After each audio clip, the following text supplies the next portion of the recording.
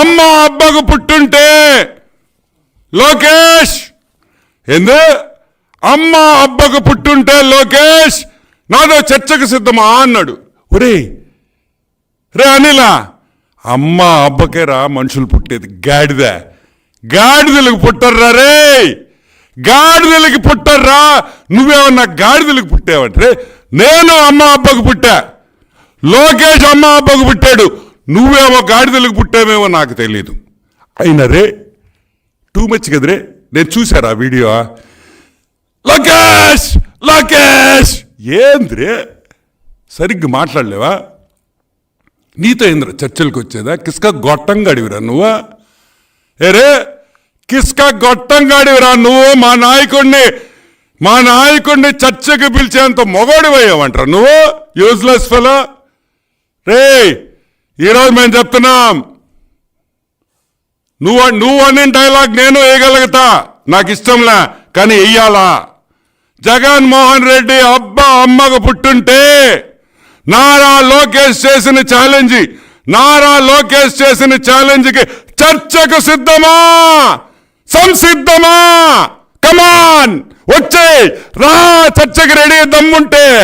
నీతో ఏంద్రా చర్చలు చేసేది? కిస్క గొట్టనాయాళ్ళందరూ మైకు పెట్టుకోవడం చర్చకు రా ఏంద్ర మీతో చర్చకు వచ్చేది మేమా? Useless fellows. రోజానా?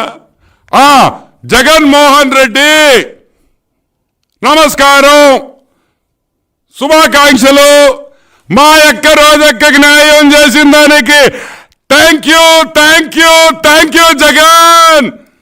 మా ముద్దు కృష్ణనాయుడు బిడ్డకి మళ్ళీ ఒక అవకాశం ఇచ్చిన దానికి నీకు మేము ధన్యవాదాలు, తెలుగుదేశం పార్టీ తరఫున మేము మీకు ధన్యవాదాలు తెలుపుతున్నాము.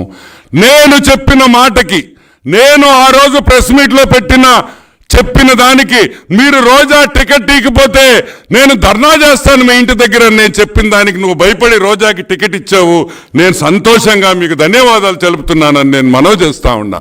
రోజక్క చాలా ఆనందంగా ఉంది. రోజక్క నేను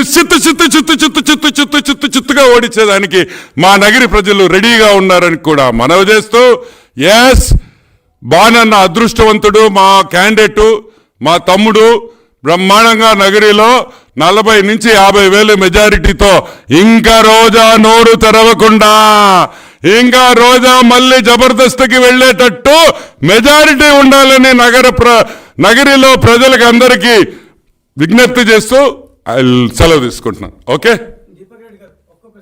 అండి. జగన్మోహన్ గారు ఇప్పుడు నా బీసీ అంటుంటారు కదా, 130 పైగా బీసీ కులం దీంట్లో కేవలం 40 సీట్లు 41 సీట్లు ఇచ్చిన